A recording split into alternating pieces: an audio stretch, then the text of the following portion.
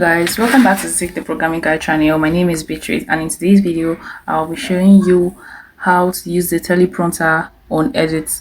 So Edit is actually an app that Instagram created.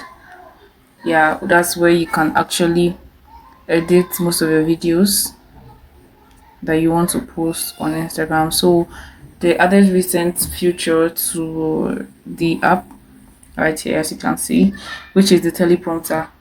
What is the teleprompter used for? It's actually used to write scripts just for you to make your video. Maybe you just want to make a long video and you don't want to forget some words, so you can just write it down and record your video. So let me show you how it actually works. You click on this icon right here, just click on it like this, and you can see the teleprompter right here written. So you just click on teleprompter, and this is where you're going to write your script. Just write hello, and write my name is Beatrice. How are you doing? Oh, you are well.